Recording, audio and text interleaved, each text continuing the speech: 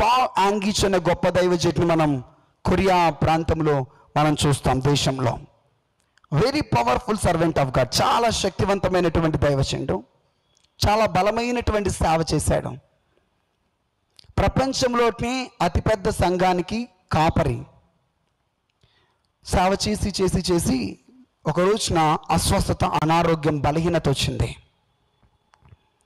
శరీరం సహకరించట్లేదు, తెలియని రోగం శరీరంలో కలిగింది. చాలా రోజుల నుంచి బాధపడుతున్నాడు, స్వస్థత రావట్లేదు. ఒక రోజున ఆయన కొడుకులు ఆయన పిల్లలు ఆయన దగ్గరికి వచ్చి, నాన్న ఎంతకాలం ఇలా బాధపడతావు, నువ్వు ఇంకా చాలా సేవ చేయాలి, చాలా శక్తివంతమైన పరిచర్య చేయాల్సి ఉంది ముందు రోజుల్లో, నువ్వు ఇప్పుడే ఆగిపోతే ఎట్లా? లేదు, మేము నిన్ను రేపటి రోజున జపాన్కి తీసుకొని వెళ్ళబోతున్నాం. జపాన్ పక్కనే ఉంది, జపాన్కి తీసుకొని వెళ్ళబోతున్నాం. జపాన్ దేశంలో చాలా మంచి పెద్ద డాక్టర్ ఉన్నాడు. ఆ వైద్యుడికి నీ సమస్య ఏంటో, నీ బాధ ఏంటో, నీ కడుపులోనో, హృదయంలోనో, గుండెలోనో, ఎక్కడైతే ఏదైతే సమస్య అవుతుంది ఆ సమస్యకు అతడు చికిత్స చేస్తాడు, అతను ట్రీట్మెంట్ చేస్తాడు అని చెప్పేసి మొత్తానికైతే ఒప్పించి దైవజనుని విమానంలో జపాన్కి తీసుకొని వెళ్ళారు. డాక్టర్ అన్ని చెకప్లు చేశాడు. రిపోర్ట్లు చూసి, నీకు ఆపరేషన్ అవసరం అవుతుంది, ఆపరేషన్ చేయాలి, నీకు పలానా వ్యాధి ఉంది, పలానా రోగం ఉంది, ఈ రోగం పోవాలంటే మందులతో పోదు అని అన్ని రిపోర్ట్స్ అన్నీ కూడా తీసి చివరికి చెప్పిన మాట ఏంటంటే, మీకు అర్జెంటుగా ఆపరేషన్ అవసరం, ఆపరేషన్ చేయాలి అని చెప్పారు. పలానా డేట్కి రమ్మన్నారు ఆపరేషన్ కొరకు.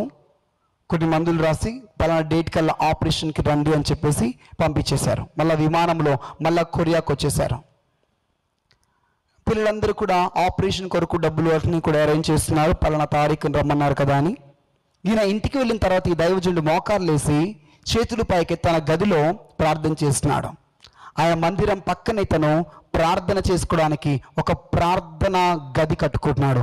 ఆ ప్రార్థన గదిలోనికి వెళ్ళి తలుపు వేసుకొని ప్రార్థన చేస్తున్నాడు. ఏమనంటే, యేసు ప్రభువా, నా ద్వారా అనేక మంది రోగులకు స్వస్థతనిచ్చారు, నేను చేయి పెడితే కుంటివారు నడిచారు, అద్భుతాలు జరిగాయి, ఎన్నో వేల మంది ప్రజలు బాగుపడ్డారు, రోగాల నుంచి విడుదల పొందారు, స్వస్థతలు బలంగా జరిగాయి, గుడ్డివారు చూడగలిగారు. కానీ ఇప్పుడు నాకెందుకు స్వస్థత రావట్లే? నన్నెందుకు నువ్వు బాగు చేయట్లేదు? నేను ఎందుకు ఆపరేషన్ చేయించుకోవాలి? డాక్టర్ ఆపరేషన్ అన్నారు, నన్ను నువ్వు ఎందుకు బాగు చేయకూడదు? నన్ను ఎందుకు మీరు స్వస్థపరచట్లేదు అని అన్నారంట.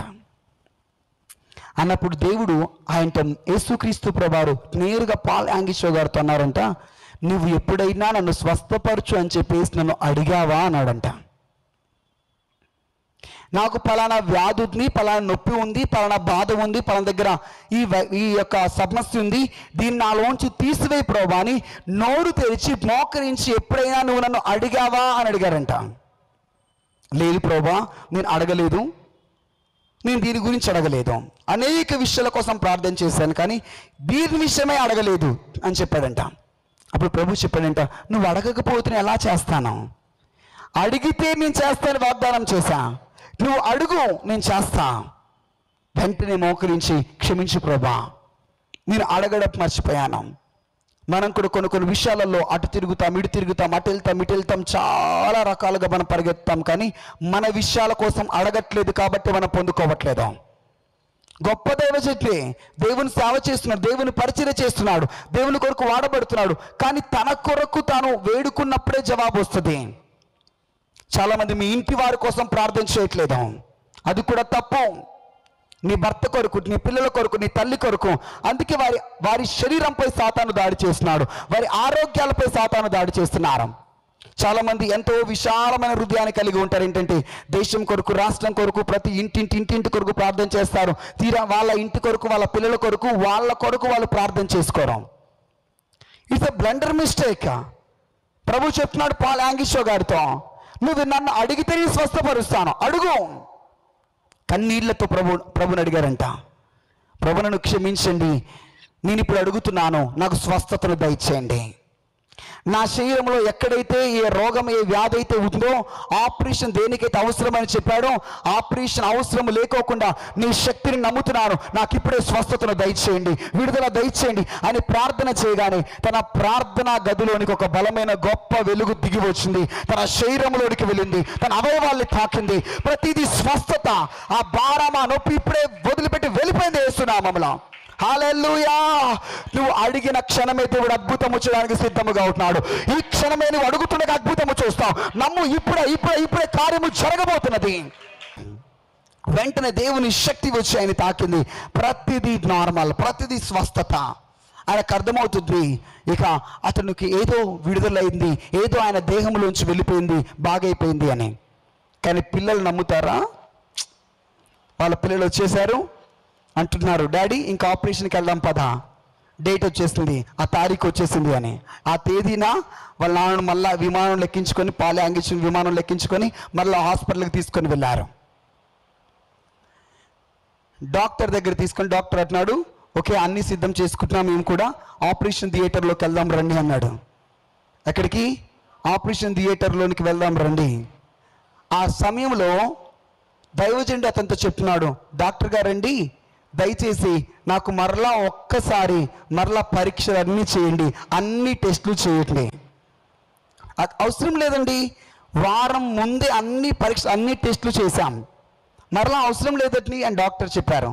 లేదు, నా అనుమతి, నేను రిక్వెస్ట్ చేస్తున్నాను, నా మాట ప్రకారం దయచేసి ఒక్కసారి మొన్న చేసిన రిపోర్ట్లన్నీ మరలా తీయండి, మరలా అన్ని టెస్టులు చేయండి. సరే మీ మాట చొప్పున మరలా అన్ని పరీక్షలకి నేను అనుమతిస్తున్నాను, వెళ్ళి అన్ని టెస్టులు చేయించుకుంటారండి. టెస్టుల దగ్గరికి వెళ్ళాడు, అన్ని టెస్టులు వచ్చేసాయి.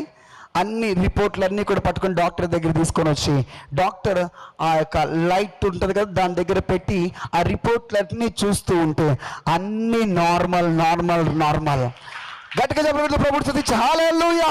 నీ దేవుడు ఎంత శక్తిమంతుడో గట్టిగా చెప్పండి, హల్లెలూయా చెప్పండి. నీ ప్రభు అంత బలమైనవాడు, అంత శక్తిమంతుడు. ఆయన అడిగితే చేయలేదంటే ఏది లేదు, నువ్వు అడిగితే చేస్తాడు. డాక్టర్ గారికి ఏమీ అర్థం కావట్లేదు. పాత రిపోర్ట్ల కథ ఇక్కడ ఉంది, ఇప్పుడు తీసిన రిపోర్ట్ల కథ ఇక్కడ ఉంది. ఈ రిపోర్ట్ని ఇలా ఈ చేతిలో పట్టుకొని, ఈ రిపోర్ట్ని ఈ చేతిలో పట్టుకొని దీన్ని పరీక్షిస్తున్నాడు. దీంట్లో ఏమో ఆపరేషన్కి అవసరం ఉంది, ఆపరేషన్ పడుతుంది, ఆపరేషన్ చేయాలి. దీంట్లో ఏమో అసలు సమస్య లేదు, ఆరోగ్యవంతముగా ఉంది గుండె, ఆరోగ్యవంతముగా అవయవాలు, దేనికి ఆపరేషన్ అవసరం లేదు. డాక్టర్ గారు బుర్ర ఒక్కసారి గిర్రం తిరగట్లేదంట. ఈ వారం రోజుల్లో ఎవరన్నా డాక్టర్ని కలిసావా? ఏం జరిగింది ఈ వారం రోజుల్లో అంటే, అవును ఒక డాక్టర్ కలిశాను, పరలోకపు వైద్యుడు, యేసు అనే వైద్యుడు. ఆయన రోగాన్ని తీశాడు, ఆయన స్వస్థతనిచ్చాడు, ఆయన రిపోర్ట్స్ని తారుమారు చేశాడు, కత్తి లేకుండా బాగు చేశాడు, ఆపరేషన్ లేకుండా బాగు చేశాడు. ఈ మాటలు ఎక్కడి నుంచి వింటున్నావు? నీ జీవితంలో కూడా నువ్వు అడిగితే అదే కార్యము చూడబోతున్నావు, అదే అద్భుతాన్ని చూడబోతున్నావు. ఇప్పుడు అడుగు నోరు తెరిచి గట్టిగా చెప్పకూడదు, స్వరమెత్తి అడుగు, ప్రభు చేయబోతున్నాడు. Is ready. ఆయన సిద్ధముగా ఉన్నాడు. నువ్వు ఏది అడిగితే దాన్ని చేయడానికి,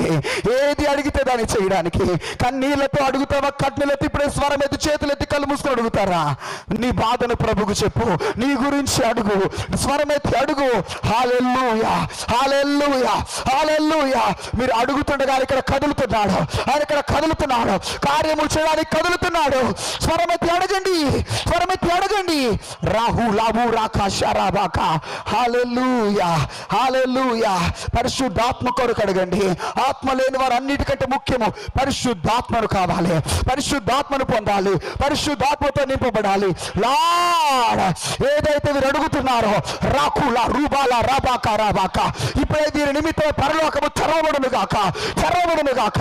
దేని కొరకు మొరపెడుతున్నారు, దేని కొరకు అడుగుతున్నారు, యేసు నామములో అది మీ దగ్గరికి పరిగెత్తుకుంటూ వస్తున్నది. మీ ముందర పర్వతాలు కదిలిపోతున్నాయి, గుట్టలు తెప్పరిల్లుతున్నాయి, ప్రభు కార్యములు జరుగుతున్నాయి, ఆయన హస్తము కదులుతున్నది. నీ విషయమై, నీ సమస్య విషయమై, నువ్వు అడిగే విషయమై. ఓ రాకులా రాబులా రబాకా, సీద విజాన్ దర్శనము చూడు. నువ్వు దేని కొరకే అడుగుతున్నావు, దాన్ని చేయడానికి ఇప్పుడే హస్తము కదులుతున్నది. దేవుని హస్తము కార్యము చూడబోతున్నావు. ఇంకా స్వరం ఎత్తి అడగండి. దేవునికి తెలుసు కదా, ఆయనకు తెలుసు కదా. మౌనముగా ఉండొద్దు. ప్రార్థన చేస్తేనే జవాబు వస్తుంది. అడుగుట అంటే ప్రార్థించితేనే జవాబు, అడిగితేనే జవాబు. ఇంకా ఇంకా ఇంకా పెదవులు మూసుకొని ఉండకండి, ఇంకా స్వరం ఎత్తండి. ఓ రాకులా రాబాక. హల్లెలూయా. హిస్ ప్రెజెన్స్, ఆయన సన్నిధి మీ మధ్యలో కమ్ముకొని ఉన్నది. యేసు నామములో ప్రార్థిస్తున్నాం తండ్రి. ఆమేన్.